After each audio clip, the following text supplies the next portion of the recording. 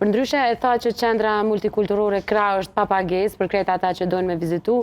Besoj që kjo do të mbetet edhe një kohë kështu sepse edhe aty duhet të përfitohet. Ideja është nuk është qëllimi jonë të krijojmë një qendër profitabile, ideja jonë është që të krijojmë një qendër informuese, e cila shpresojmë që me kohë të ketë edhe mbështetjen e institucioneve tona, pse jo kjo qendër të mos jetë një prej pjesëve të kulturore të institucioneve të Republikës Kosovës, duke marrë parasysh që është qendra e parë në rajon që është bëhet tillë për prezantimin e komuniteteve. Në ndërkohë ata që po na ndjekin dhe kanë interesim me ardh, duhet ju shkruajnë, mund vinë mund lirë vetëm të shfaqen spontanisht në qendrën multikulturore Krah.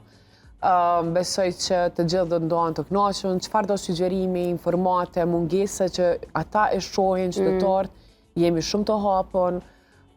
Ne jemi shumë të hapur ndaj bashkëpunimeve me të gjithë, edhe unë uroj shumë që gjithë qytetarët që vinë atje të kenë diçka ekstra që pse jo të adhurojnë në qendrën kulturore. Pikërisht ta desha me të pyeta munden pjesëtarët e komuniteteve që kanë diçka dhe po ndëgjojnë për qendrën me ardhmë sjell diçka. Shumë që gjithë ata të cilët kanë elemente sa më të vjetra që e prezanton historinë ose kulturën e këtyre komuniteteve, të lajmërohen, jemi jashtëzakonisht shumë të hapun edhe minxis presim që gjithë të jenë pjesë e kësaj qendrës.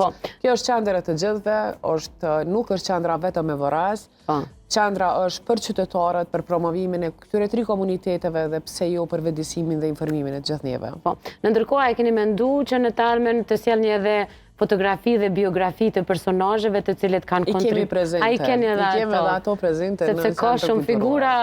Mos i përmendit tash me emra. Ka figura dhe ka profesionet e jashtëzakonshme të cilat janë gjitha prezente në qendrën multikulturore. Sa mirë, sepse vetëm kur i shohim dhe njohim nga afër e dim që kuptojmë që profesionet të cilat janë aktualisht ose janë në Kosovë, në gjitha prej këtyre profesioneve kemi të ri dhe të reja nga këto komunitete që janë pjesë. Kemi në Forcat e Kosovës, në Policinë e Kosovës, kemi mjek, kemi mësimdhënës. Dhe ideja jonë është që t'i prezentojmë, t'i promovojmë dhe t'i inkurajojmë gjenerata të reja që gjitha profesionet janë për gjithë qytetarët të cilët jetojnë këtu. Ide fantastike, unë shpresoj që ata që po na ndjekin të vinë ta vizitojnë dhe t'ja shtojnë edhe më shumë këtë begati krejt historisë të cilën ju përderisa vizitojmë vende tjera, njohim histori tjera, pse mos t'i njohim historitë e personave që jetojnë dhe bashkëjetojnë bashkë në Kosovë. Kështu që një ide fantastike.